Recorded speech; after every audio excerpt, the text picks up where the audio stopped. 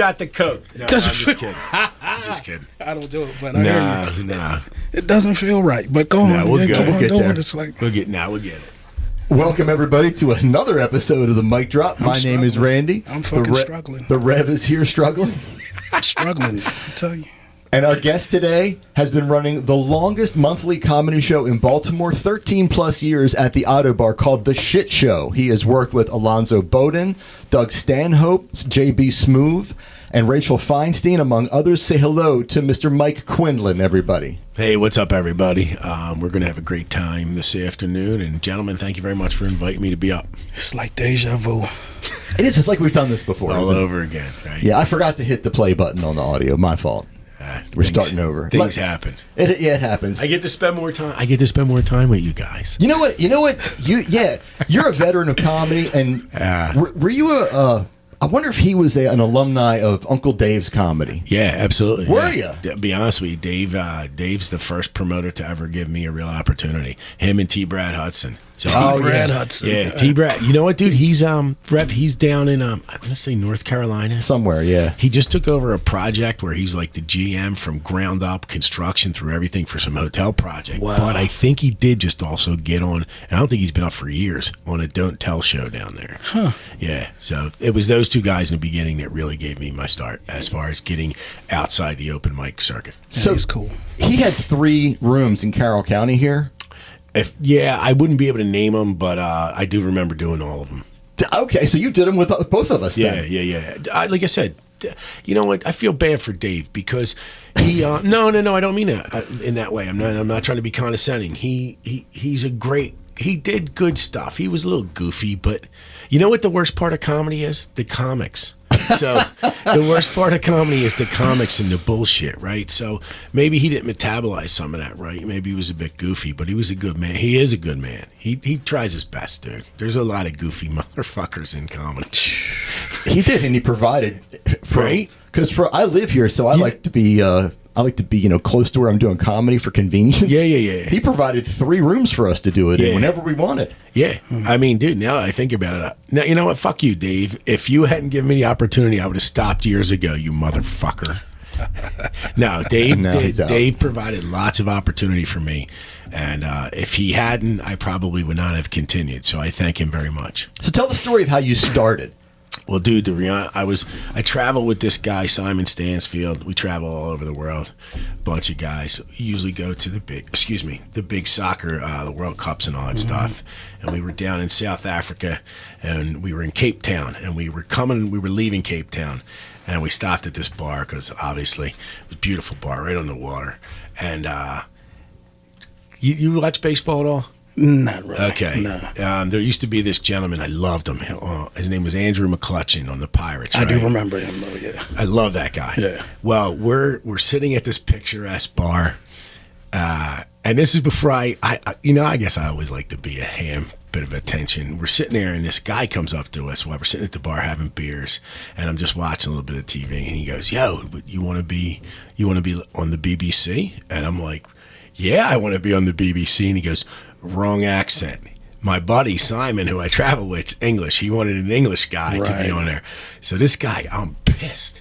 I'm fucking American pissed that he doesn't want my accent, right?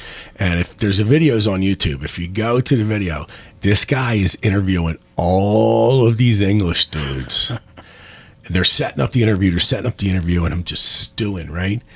And just as that's happening, McClutchin had hit a walk-off homer, right? He had hit a walk-off homer, and you know what they do afterwards? They hit him in the fucking face with the pie. Right. I swear to God. And I'm like, fuck them. And I ran out to the car, out to the Winnebago. We had the stupid Winnebago we should not have been driving. And I got shaving cream. And I'm like, and as soon as they got to my guy, I just smashed the pie in his face and ran away going, USA. Right. USA. And we get back in the Winnebago and we're driving, and he just looks at me and goes, "Man, you should try stand-up comedy." There it is. And that's exactly how it happened. And then from there, I was flattered. I really was.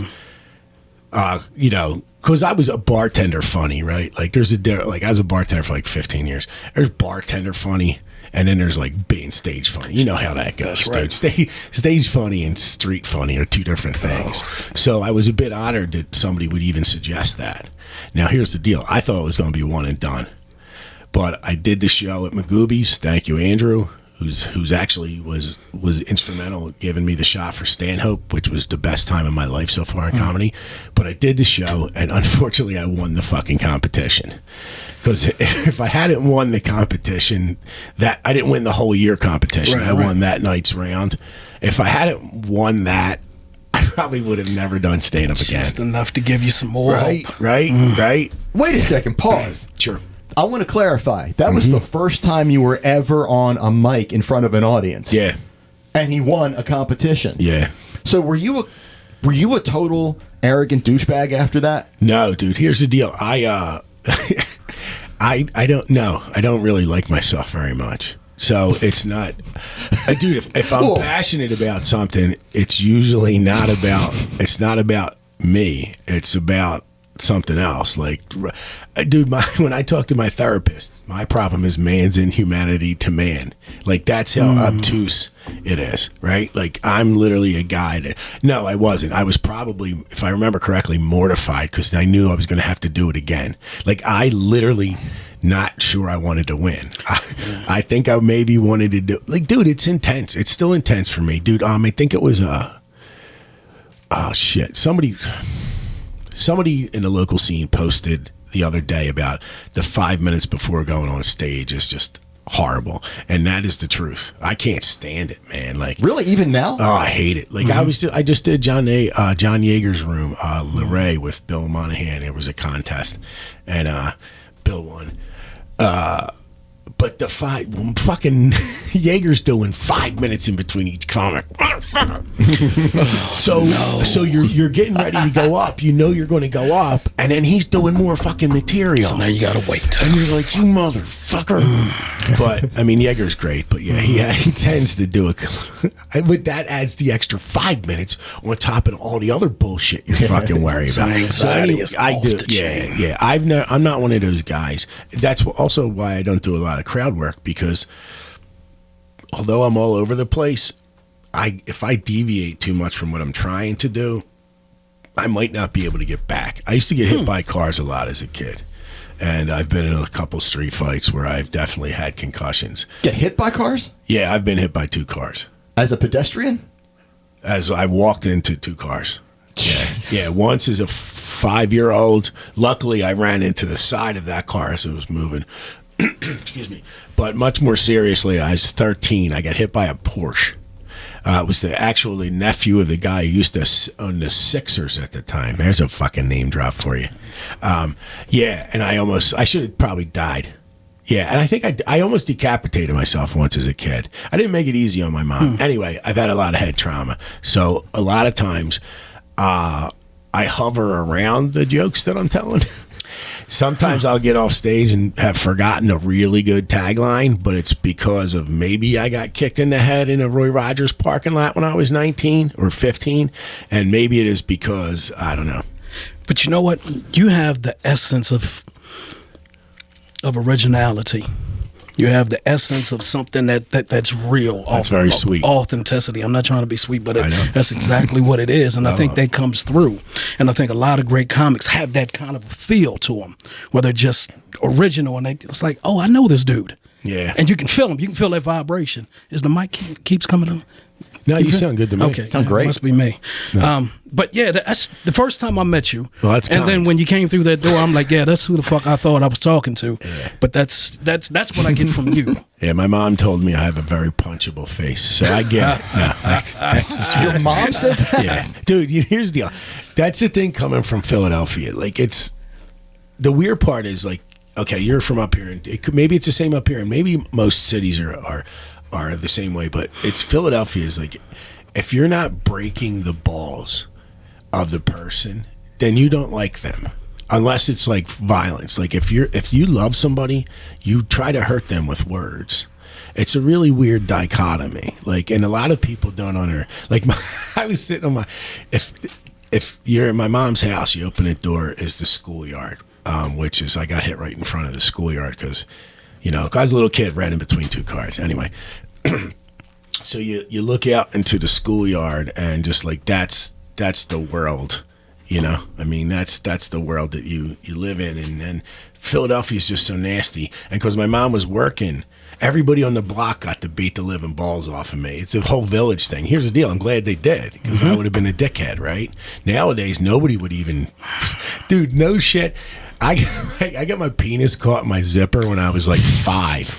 Ran out the house because my mom's working, and I lived next door to my grandma, which I'd be dead if it wasn't for that. Fran Schisler. This lady, Mr. Gentz wasn't home. Fran Schisler. I'm screaming on the sidewalk because my penis is in my zipper. And Fran comes out, cool as a cucumber. Hold on, Michael, hold on. Grabs it, just down, dude. And here's the deal, though. That whole it takes a village thing, absolutely, man. All of Glendale Street in Philadelphia rose me. And then you had the schoolyard was across the street, man. So it was actually a really great place to grow up as a kid, because there was a compound and you could just... You know, except for getting hit by the cars. Yeah. I got a question about Philadelphia. Shoot. From some outskirts Baltimore person. I mean, I've been to Ravens games. They get excited when they win. They might light a fire or something, go crazy. In Philadelphia, they take it to another level when the Eagles win the Super Bowl. Yeah, dude, it's just stupid, dude. That one poor kid died. Did you see that? A couple of people died. The guy that fell. Yeah, here's the crazy part, dude. I think he was Canadian, right? You know what? You know why he died? Because Biden didn't deport him. That's why. That's why he died. No, he was a gymnast, right? So this knucklehead, he's 19 years old. Think about it. He's 19. The Eagles win. He's pumped up. He goes to Temple, which is right there on Broad Street, and he's like, I'm a fucking gymnast. Of course I can get up on this, right? I've seen these fucking losers from Philadelphia get up on it. I'm a loser from Philadelphia. I can say that. All right? This poor kid just was drunk, got up there because he thought he was dexterous on his, and fucking dies, man. What a fucking dumb way to die. Now his parents, every time the Eagles play, have to be reminded that they're fucking, you know, I feel bad. This past Super Bowl or the previous one? The past one. This one that just happened to poor kid. All right, the previous Super Bowl, a couple of people died. One of them, because he ate horse poop. He ate horse manure on the street. You hear about that? I believe it. Have you ever been that excited that you wanted to eat horse poop, Brad? Has anything ever excited you that much? Because not me. You sure? And I think all of us eat shit at some point. If it's not physical bullshit, though, exactly. There's a difference. I don't know. Go to Brazzers. We could probably find somebody doing it. Right? No, but dude, that's the crazy part about that. Like that's the cool part about being from Philadelphia. The sarcasm is just. And you know what's weird? Also, Siri can't discern the Philadelphia accent very well. And Philly's apparently the toughest accent to replicate, which is...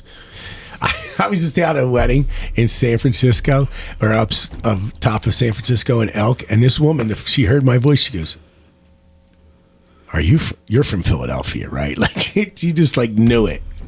Yeah, it happens. Whatever you're going to do. Anyway, the thing is, no violence. It's stupid. Party your balls off. Be a nice person. That's the end of it. Right.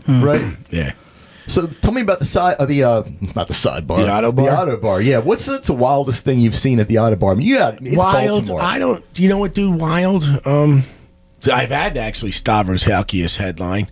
The poster's great. You got to see the photo of him. It's funny. It's before his new, obviously, Uncle Stavy look, but yeah, he's been there. You know what? It's just I don't really. It's weird. I don't really remember a whole lot of that stuff. It's just always It's been good. It's been bad. But I don't mean bad. Just when there's not a whole lot of people, it sucks. But it's a great vibe. You know, it's weird. When I first started the show, I would push the pool tables into this one corner and have the layout different. And then like I come off for like after the 5th show, and they're like, "Yeah, we're not going to do that anymore." And I'm a little pissed off about that because it was working, and I'm like, why can't we do it? And it was like, if we keep moving the pool tables, they may fall through the floor. Wow. Yeah, that was it. That's probably the funniest thing. And the other thing is, if I get really drunk at the show, it's probably because I don't like the headliner. Yeah. And that's happened? There's been a couple times where somebody has just been a dick. Anybody that you've been like, I'm never having this motherfucker back here again? There's been one or two, and but it's just like, again, I told you the worst thing about comedy is the comics. Yeah. The venues suck too sometimes, you know. Here's the deal with that, though. It's just like, if you're a decent promoter, and like I said to you, there's a lot of good promoters in Baltimore now, but it's not. There's a triangle in it for me. The promoter has to promote, the venue has to promote, and the comics have to promote, and all of them have to do it vigorously. If you think it's just the promoter, you're out of your mind. This isn't the old days. We're not sending faxes. You know, you got to jump on that. And if you're a talent or you're a venue and you don't think it's important, or you're going to throw a poster up too late or a post up too late, the fuck are you doing? Yep. You know, you have a full-time marketing director, and they can't make 2 or 3 creative pieces of art that go out there To push it. Fuck that, man. That ain't cool, man. You know the stress, dude. How much? I would say honestly, there's no possible way I'm even in the black at all in my comedy career. No way. Now, it's a lost leader thing for me, right? It allows me to be creative. It allows me to be around. Here's the funny part. The best part about comedy is the comics. If they're cool and they do, I fucking love when somebody's on my show and they're crushing. You know what I hate the worst? When you have to take somebody down who's fucking on fire. That's just like, I fucking wish I had more time. But at the Auto Bar, it has to be over at a certain time because the awesome Girls Rule dance party starts, right? And I'm not going to mess with them, you know what I'm saying? Because the vibe at the Auto Bar is just fabulous, man. And I've been lucky enough now to every once in a while be able to get a cool DJ or somebody like Mike Finazzo. You remember Mike Finazzo? Yeah. He's now playing music. He just opened up doing awesome guitar for the happy hour. Right. So, you know, just trying to give him a whole better vibe out there for this show on the 14th. Josh Cadern is headlining. Now, here's the cool part. It's the next day is Father's Day, right? Okay. This is Josh Cadern's first Father's Day. Oh, wow. Right? Oh, nice. Yeah. And then I got Chris Lawrence on the show, who's a great dad. Dark Mark's a great dad. Casey Nicholson, she's just a great parent. You know what I'm saying? And she's fucking funny as balls. I had her. Eric Dodorian, he's a great pop. And I have Manny Albertson coming on as a special guest, and maybe one more. So I'm excited about that. Here's the deal, though. Since we got unlucky in January because the Ravens had the playoff game when it was, and I'm just like, this is stupid to go up against the Ravens playoff game. So we didn't do that. We rescheduled Jared Stern. But after that, like, Violet Gray was the headliner in February and just fucking almost burnt the entire building down.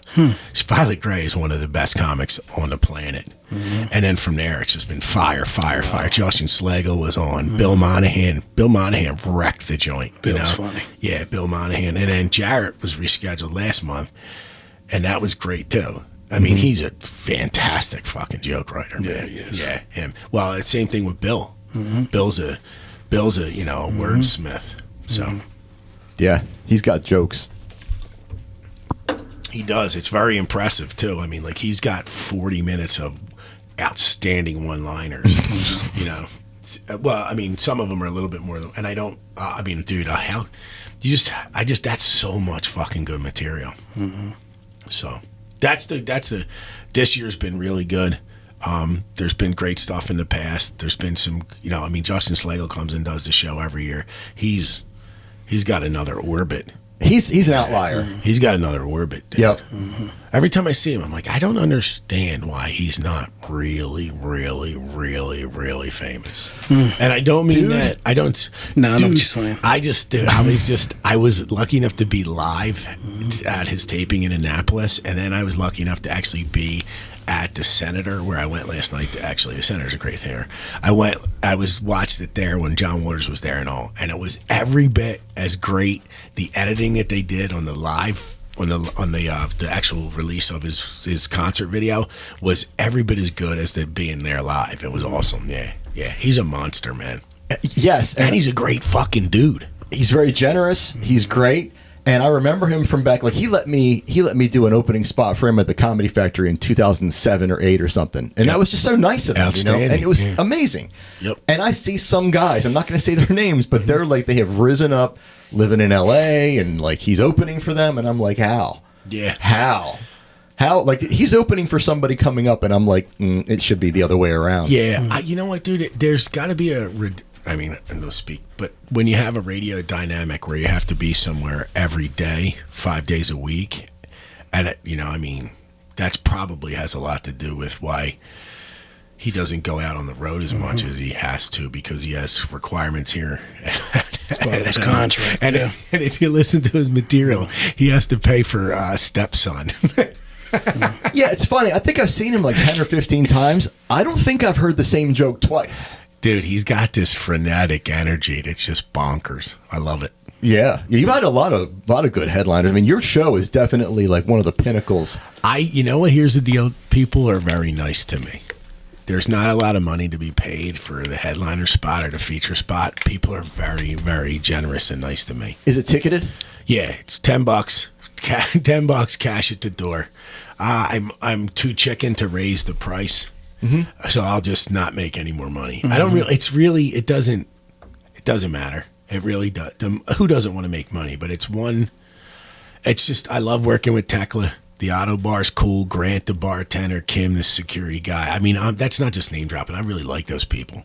So it's a pleasure. You got a good thing going. I've been trying to get a sponsor, but I can't get Four Walls or Malort to sponsor the show. But I'm trying. Although I tell you what, the Four Walls people, I tell you, here's something good. So Jessica Murphy Garrett, who's a monster comic and a great thespian, unfortunately, she lost her home in one of the Hamden fires.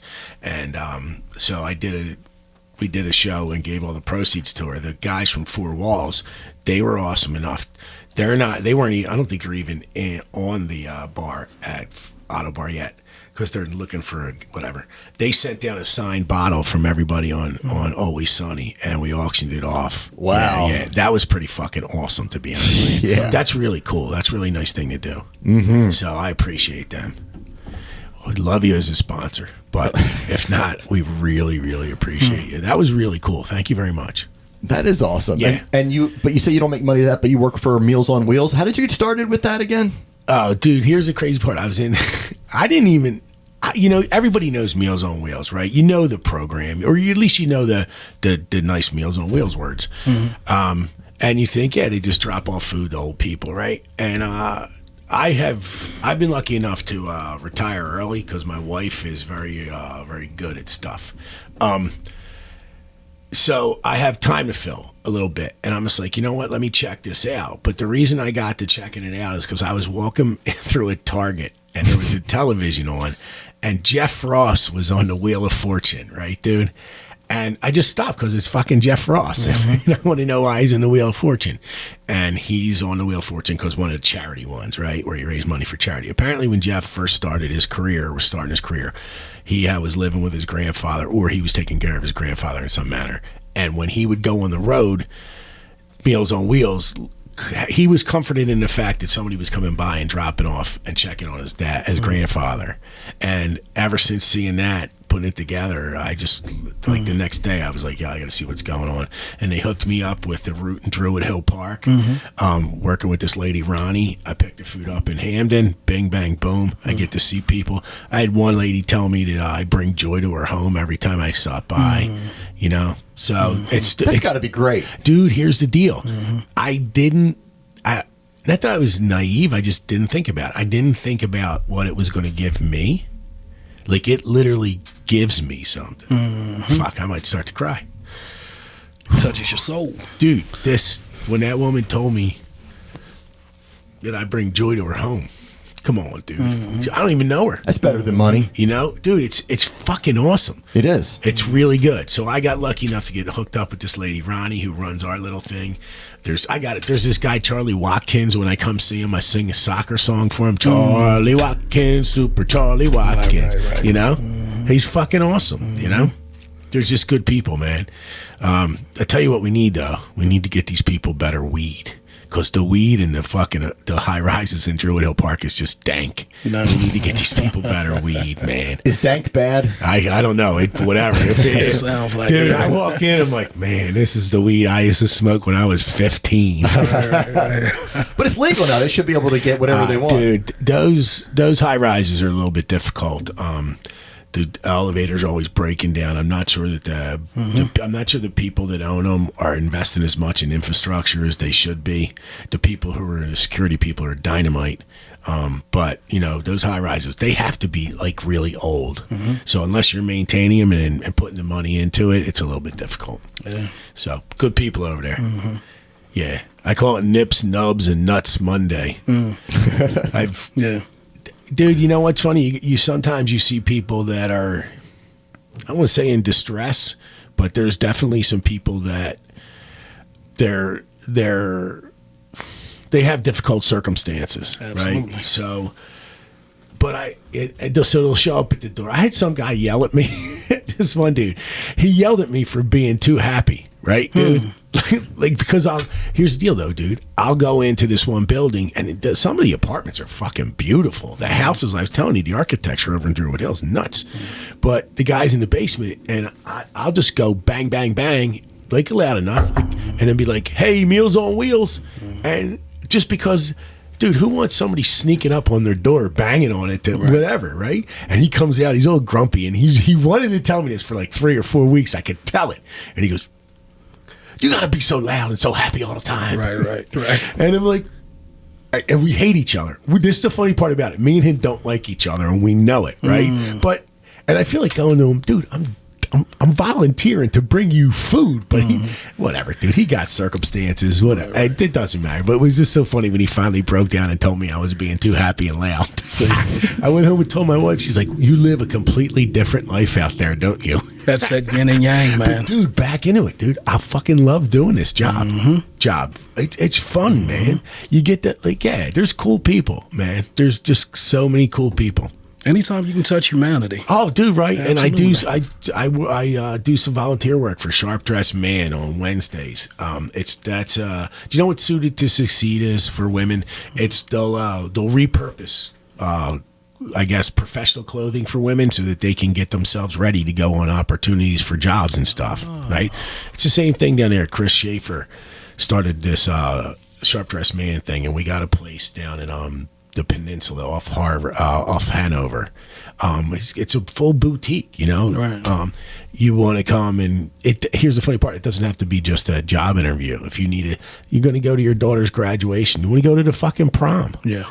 Come in, we get you a suit, like a real suit. They got a tailor. A tailor comes in and goes, hey, what's up, dude? What's your name? Pete, come on back. They give you all of customer dude, service. Right. Dude. Yeah. Dude, and here's the crazy part. The stuff that's donated, dude, sometimes every once in a while, like $3,000 pair of shoes will come in. Yeah. And you know what's funny? $3,000 pair of shoes walks out the door on some guy that's going to a job interview who you're hoping slays it so he gets a chance to get back into society. Not that he's out of society, but so he gets a chance to get the opportunity that he deserves. Stepping like $1 million. And dude, you know how it is, dude. When you're looking good, you feeling good, man. You're positive. You go into that job interview not cocky, just feeling I can get this. Yeah, and Chris has set that up, and there's Malik down there, and you got like 5 or 6 tailors. Here's a cool thing. You can come in, and not only that, but there's this awesome gent that has a little barber shop to the side. You come in and get your wig busted up. Right? Yeah, right? That's right. You're like, fuck, I got an opportunity. I don't want to go in looking like shit. Hey, I'm going to go to Sharp Dressed Man on Wednesday at 12. I got good people going to hook me up. That's right. And they got this van. Chris and I are going somewhere on Wednesday. We take the van out. It's got clothes in it. We go places. Hey, dude, do the same thing. I'm not a style guy. I'm like I clean the bathrooms and that shit. Right. Move the stock around. But we'll go out and Chris just be like the same thing. Here you go, dude. Like, measure everybody out, and he's an awesome dude. So, and that helps rewire the mind sometimes, Oh, dude, it just changes the frequency in some people, and that's all it takes. Dude, you know what's crazy about when you look a person in the eye that nobody really ever identifies, and you just say, "Hey, man, good morning." My wife's like, "Why the fuck do you have to say good morning to everybody?" Dude, we were just on vacation in Colombia, and because my wife, fuck, man, I didn't want to go. South America or Maryland? No, Colombia, South America. We went to Medellin. And It's weird. I've been to 80 different countries, but I know it might be that I'm a bit abrupt sometimes, but if I'm on the street, I'm like, hola, how you doing? You know, mañana, this, that, and the other thing. Even the people that are trying to sell me shit that I don't want. My wife's like, do you have to be nice to everybody? Do you, like... Because here's the deal. If you're nice to everybody, you're usually going to get caught off at the end, right? It's a numbers game. Right. Right. You know, it's a numbers game. But whatever, man. I don't know. I like when I walk into the towers over at Druid Hill on Mondays. They're like, "What's up, everybody? How you doing?" And you got the people out there smoking their cigarettes. And it's just cool, right? Yeah. So, hey, what's up, man? How you doing?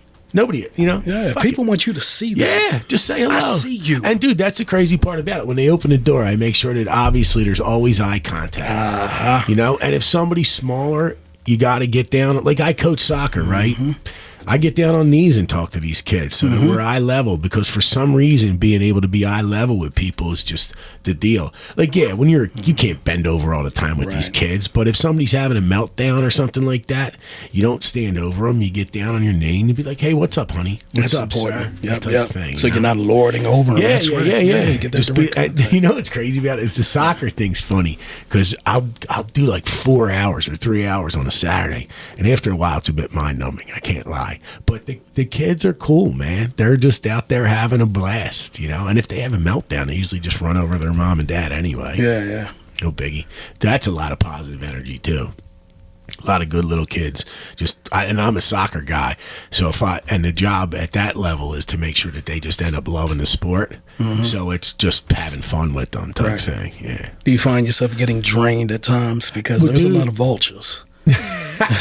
What do you mean, in general in life? No, at the soccer. At the soccer, yeah. No, dude. It's just, here's the deal. It's at the end of the day, it's elementary level soccer, right? So after like class number 2, it's like, you know. But it really is a good experience, and I make a couple extra bucks. Right. As long as the parents stay out of it. You know, it's funny. I tell people I'm a professional soccer coach. Yeah. You know, there's a difference between being a professional soccer coach and coaching professionals. You know, so literally I am a professional soccer coach. That's right. They don't need to know that it's 5-year-olds. That's right. That's just semantics. No, and the weird part is it's like they ask me, they're like, "Yo, do you want to coach the travel teams?" I'm like, no, I don't want any of that nonsense. No, so that's a whole sorry, new I beast. didn't mean to get off. Go for it. Did you play soccer? I did indeed, sir. I'll tell you right now, and we'll name drop this. I scored the first goal ever in the history of Holy Family College, now Holy Family University's men's soccer program. Philadelphia? Okay. Yes. Nice. Yeah, and then they threw me promptly out of school at the end of the season. After you did that, did anybody eat horse poop? No, not at all. Not at all. It was in Northeast Philadelphia. There were a bunch of pussies up there. Yeah, no. Joe DeSalvo started the program up there. It was a good team. We were very talented. At the end of the year, we had they had a banquet for us, right? And this bar right by my house, right across the street from Bobby DiBenedetto. There's a name drop for you. And I didn't like the way I was being treated. So as a petulant 19-year-old who shouldn't have been drinking at the event, I blame you, Holy Family College. They gave us these shitty little plaques, right? I get outside after the event. I threw the plaque right on the roof of the fucking restaurant, not realizing that the restaurant was owned by the athletic director's relative. And like 2 weeks later, when they went to redo the roof, they found my fucking trophy on the roof. It got back, and they took my scholarship away. No shit. Yeah, I still have 5 years of eligibility, yes. I'm hoping for a big NIL deal. How about it's coming, right? Dude, you know what I was trying to talk Jim Bryan into? The guy who runs the Church of Satire, who I'm going on a trip to Rhode Island and Maine with, him and Monahan, is that the Orioles are doing open tryouts, and Jim's a baseball guy. I want me and him to go try out. Yeah, why not? Dude, I was going to try out for the Annapolis Bays, the Annapolis Blues. They're the minor league soccer team that plays down there. It's good standard. They play in Navy Marine Corps Stadium. I was just going to show up as a 53-year-old dude and try out and see what happened, dude. So I lived in London for a couple times, and the last time I was there, I must have been like early 30s. I lied my way in, by letter. I lied my way into a tryout for Sloughtown United Football Club, and I played I got to play in a reserve match, and we lost 4-0, and all 4 goals were my fault. And at the very end of the game, right, they wouldn't take me out. I was begging to be taken off. They knew I lied. They're like, fuck it. Right? In it. At the end of the game, there's a penalty kick, right? Like 2 minutes from the end of the game, and the guy goes, you take it, right? So they're trying to embarrass the fuck out of me, right, dude? I go up. I took the penalty kick and I put it like 50 yards over the net, dude. I didn't mean to, but I sucked that bad that I blew the fucking penalty kick at the end of the game. Too. Why not commit to it? That's right, dude. I tried. You did. Yeah, I tried. I fucked it up, but I got the tryout. Yeah. Dude, I was just, here's the weird part about it. If you're a white guy that looks like you know where you're going, you can go anywhere. I just checked my Instagram feed out. I literally was in the middle of the backstretch at Preakness, like the Friday, May 1st. Like, I just walked in, right, dude? The door's open. I'm like, fucking right. You left the door open. There's a ladder there. And the security guard's coming over, like, right? But this other dude walks up to me and goes, hey, dude, you done with that ladder? I was like, yeah, dude, I'm all done with it. You take it. You're good now, right? So it made it sound like I should have been there. Security lady just walked right on by. And then, dude, I just walked out onto the track, dude. Meanwhile, I've got all the credentials. Right? Dude, I was, my buddy Mark Boyd's father passed away. And his dad was instrumental in coming up with these secret codes that helped something really. He was a cryptographer. I'm saying it because he's an African-American man, right? And I'm at his service. He's going to be buried in Arlington, and I can't wait to be there for that service, too. But they have people coming up, right? And they're talking about Mr. Boyd and how wonderful a man he was. And he was a fucking dynamite dude. The one guy from that when they retired, he moves into this retirement community, but an active retirement community, and they're going to have a murder mystery, right, dude? They've come together as a community, and they're going to have a murder mystery, and they've decided who the producer is going to be, and they're all going to be in the murder mystery, right? And the producer walks up to Mr. Boyd, and he goes, would you be interested in being a suspect? And Mr. Boyd goes, I was born a suspect. And when he said that, it just resonated, and I hope you understand where I was going with that. Like, he was like, he's an African-American man, and he was like, do you want to be a suspect? And he's like, I was born a suspect. And he meant that as being, I'm sorry, I'm explaining that to you, but he was saying as an African-American man, and he was, I didn't mean to be like that. I was very profound to me. Man, I was letting you go. Go ahead. No. I just, that whole service was that, but when he said that, I was like, fuck, man, that is a great fucking tag. Yeah. That is an amazing line. I would have, so much. That's how fucking awesome that dude was. He was extremely, dude, he retires from the Navy, he becomes a paralegal. And then he becomes either a master gardener or a master chef, and people talk about how great his Manhattans were. Dude, his service was fucking nuts, dude. Right. It was so beautiful. Right. It was so great, and there were so many thoughtful things that were said that I took. It's on my refrigerator right now. I just kept taking quotes. There's just people dropping bombs about how great this guy was, man. So, and you said it service to others, huh? Yeah, dude, he was the deal, man. He was the deal. It's tough when you lose those people. It seems like shitheads seem to live forever. That's another conversation, right there. It's like too soon, and then there's other people not soon enough. Yeah, yeah. Maybe they're here still trying to learn. Yeah. Well. Yeah. But we all do stupid shit. But hope you know, it's like be benign or be benign. Be good or be benign. You know, be good or be benign. I want to talk about some of these names that you've worked with. Yeah, dude, it's been a long time ago. I'll be honest with you. That's just bullshit name dropping. Early in your career, you worked with Alonzo and JB Smoove. Did you have conversations with JB Smoove? Yeah, dude, he was cool. Here's the deal. I never really talked to any of them because they don't fucking want to talk to me, right? Some of those people, you know, I just didn't want to fuck when I did you know what? I didn't put John Witherspoon on there because he's dead, but John Witherspoon was one of the most beautiful, gracious people And I did talk to him a little bit, and he was just awesome, man. JB Smoove was such a cool dude. Alabama down at the Comedy Factory back in it, he gave me some great opportunities to work with some really great people, and they were neat. So yeah. I've worked with Stanhope twice, once at the Auto Bar and then once at Magooby's. And the Magooby's show was the best show I've ever had in my life, for multiple reasons. One, I was really good. But when Stanhope came on, he gave me a compliment that was a little bit more than just, hey, that guy's nice. And the best part was that my wife was sitting up in the third deck, and she was by herself sitting at a table with people that didn't know she was my wife. And after I came off, they're like, man, that motherfucker was really funny.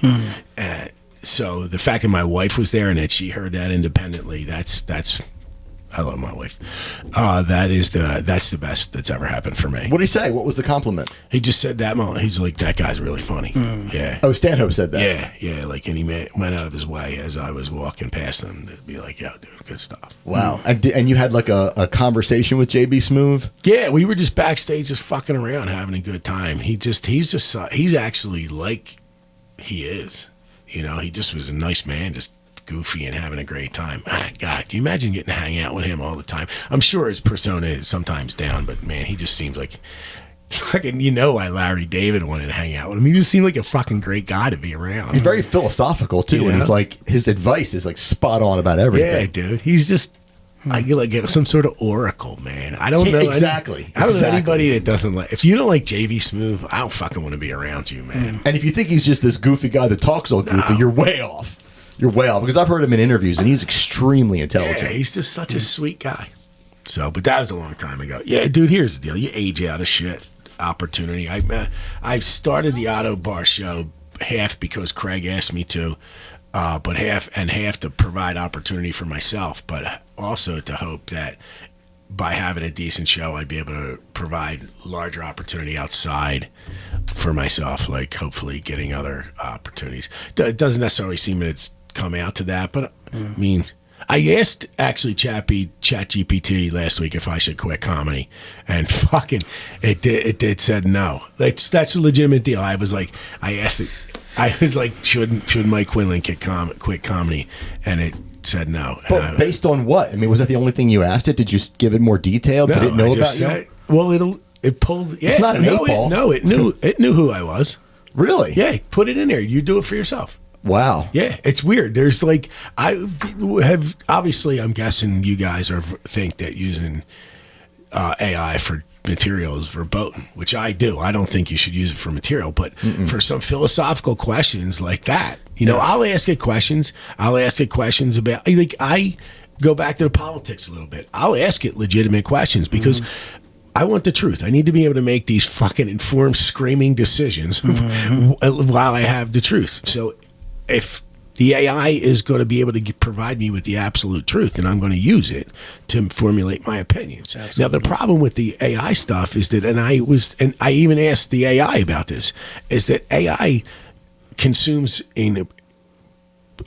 information that's wrong or information that's... So what's it learning if it doesn't know that that's wrong? If it's just...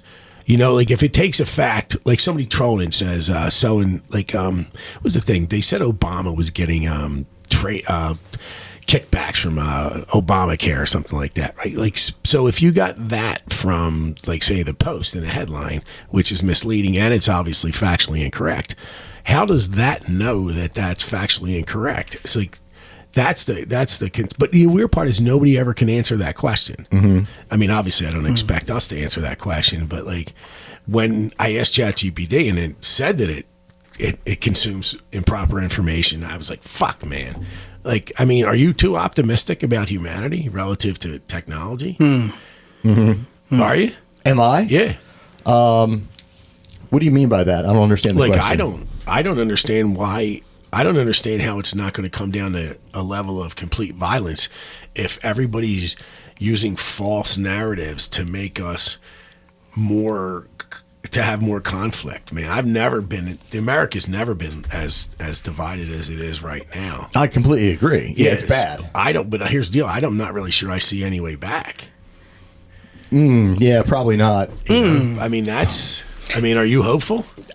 I think there needs to be violence. At some point, there needs to be a breakthrough. It's just like the Big Bang Theory. Yeah. There needs to be a head-on-head thing. We can't keep on avoiding each other. There has to be something, and out of that something is going to be a new creation.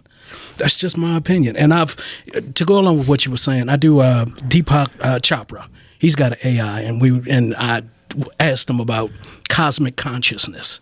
And it talks about those different things and the different frequencies and how different things have to hit each other to create something different, create something new.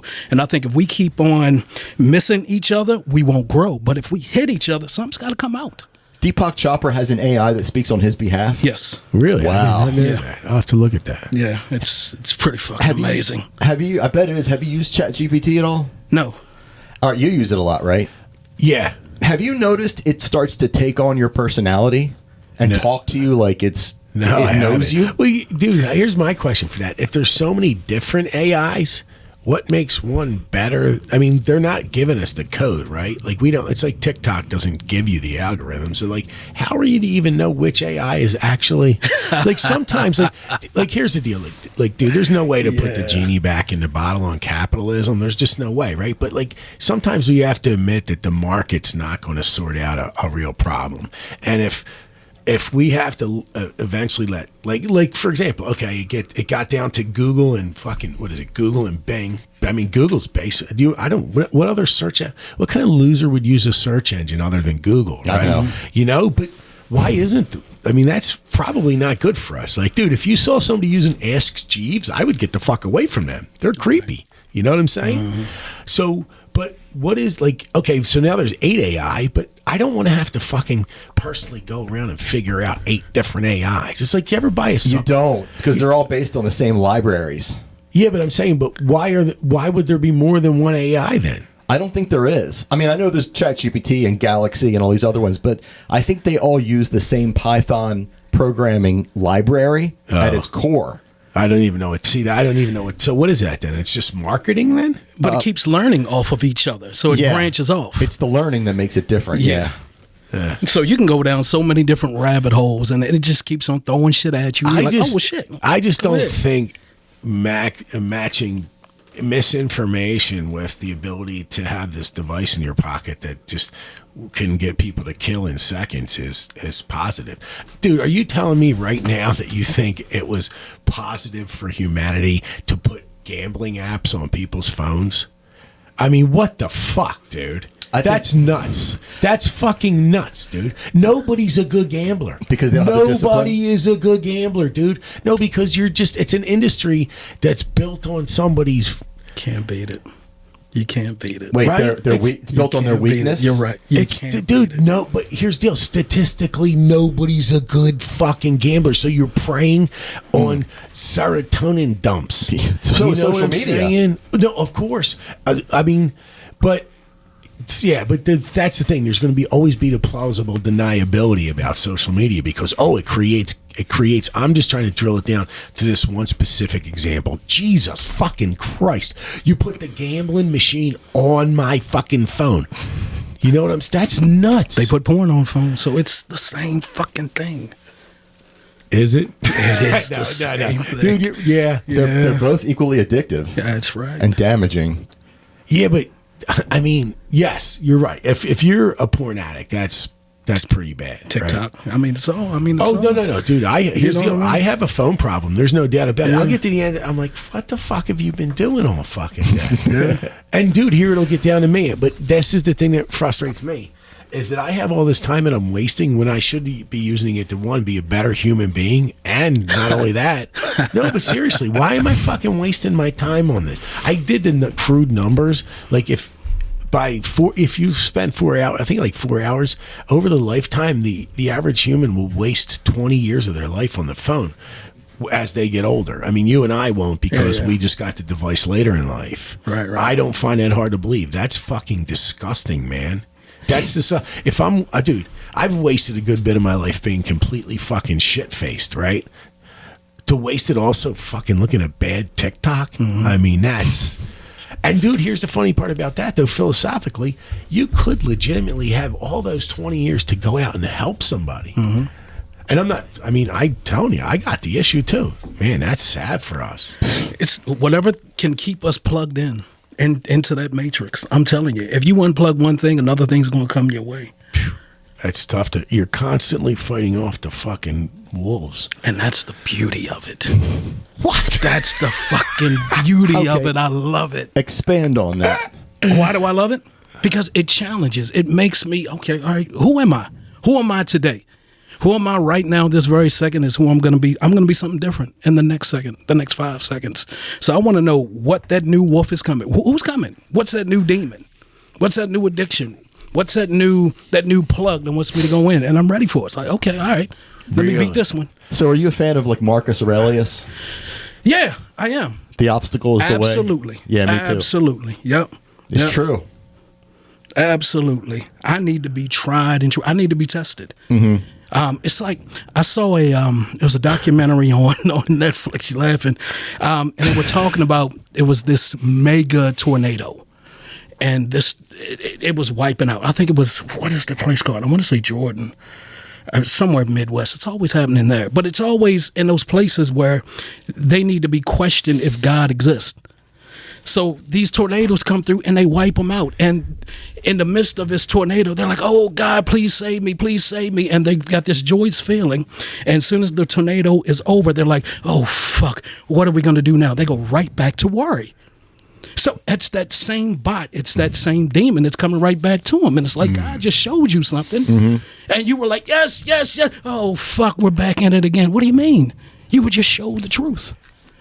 So are you saying that just from a concrete, are you saying that you think that that message is telling people to move somewhere else for a different opportunity or a different? No. I'm not saying it has nothing to do with geography. I'm just talking about the moment in itself. Okay. It gave that human existence, that time. Okay, this is what I'm struggling with. I'm struggling with belief in God.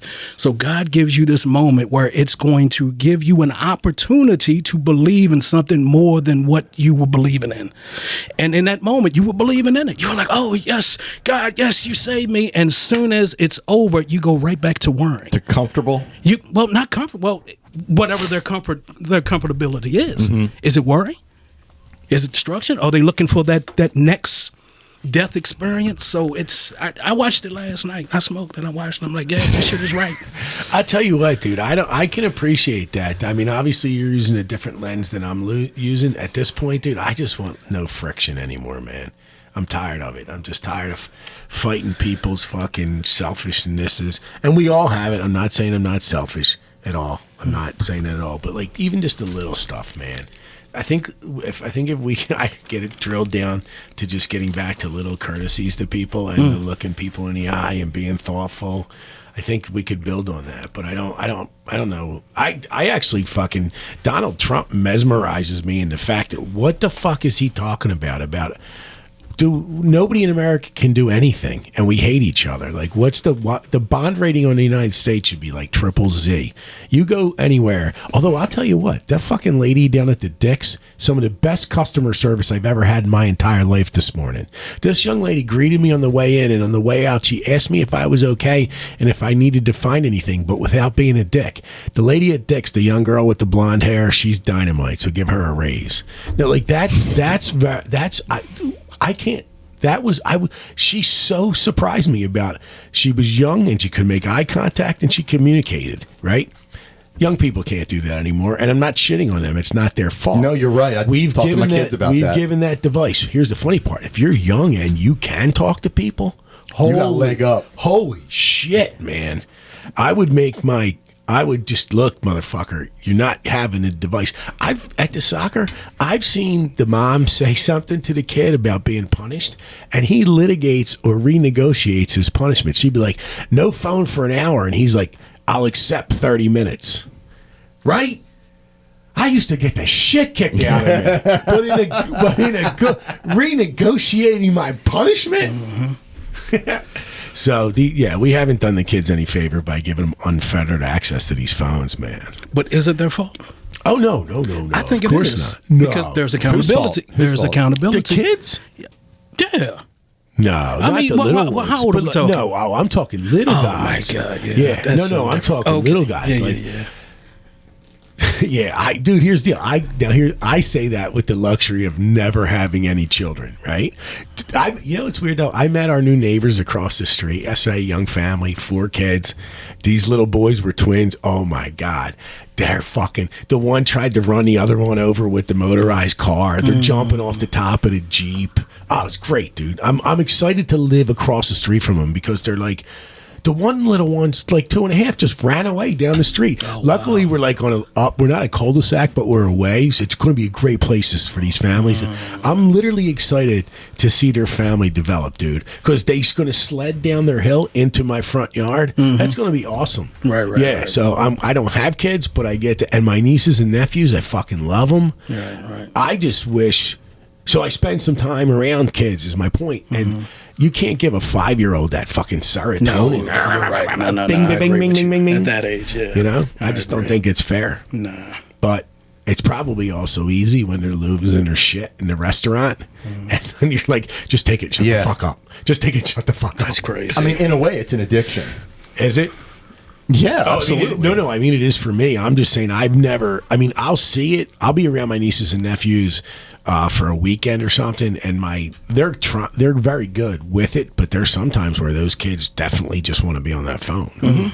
So, and I think some of them know how to use, not these two specifically, because I've never seen them use this tactic, but I have seen the kids at soccer use it, is that they know that if they throw a fucking tantrum, they'll get that phone. That's right. So back in the day where it would have been a nice ass whooping in public and nobody would have said a damn thing, now you got it. They're little fucking hostage takers, and they know that the easiest route is just to hand the phone over. So That's crazy. but you're a dad and I'm not. I'm just saying that's an observation watching people in restaurants. Yeah, and yeah, shit. you're right. And it is hard to say no to the kid who's throwing a tantrum and embarrassing you and everything. It'd be one thing if you were in the parking lot. I'm guessing it's one. Dude, here's the funny part. Last night, though, we're walking up on his family. We're just meeting them. They got it. And the kids are out there, and she's yelling at the one like nobody's around, right? And then she's like, when there's like yelling at the kid, and then there's yelling at the kid when you had enough and nobody's around except you guys. She was like real honest. And then she looked over and saw us, and her tone completely changed.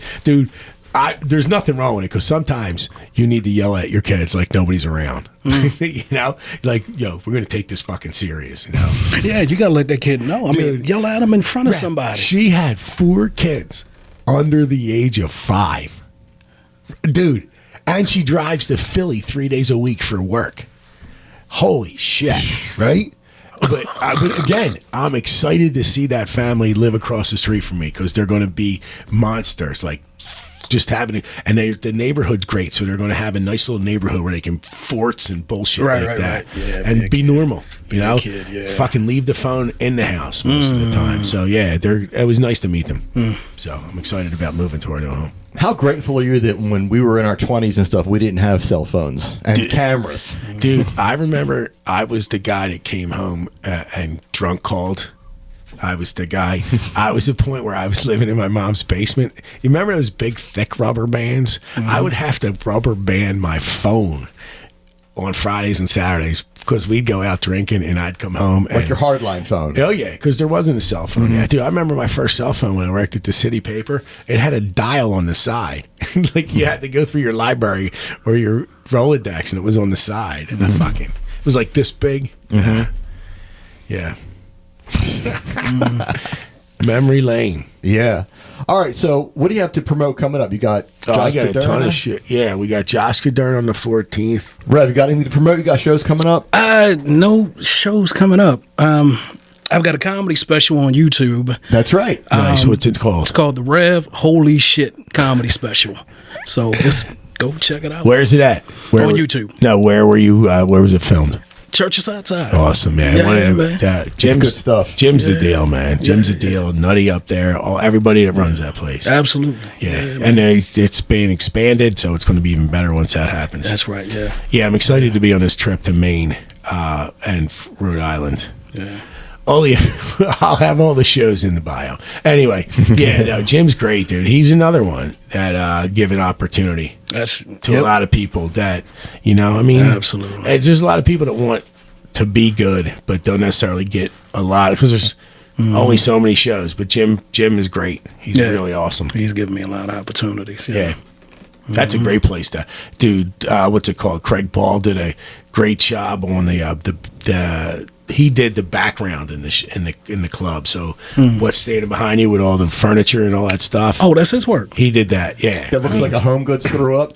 Dude, no, you're nuts. That's nice. Pops. So when on video, I'm sure it looks awesome for you. It popped. Yeah. Good. Congratulations. I'll check that out. Yeah, I appreciate it. Yeah, that's really neat. Yeah. I've never really, honestly, dude, I've never thought to even do that. You should do it. Yeah, I don't know, dude. Thank you. I appreciate that. If I did it, I think I'd only want to do like a 25-minute one, 25-minute one. Yeah. I don't ever really think I was going to be a real true headliner like every night 45 minutes. Yeah. I think I'd be okay with just being a 20-minute guy to put some heat on a headliner. You can always cut it. That's what but I'm saying in general, as far as comedy goes, I don't think I could.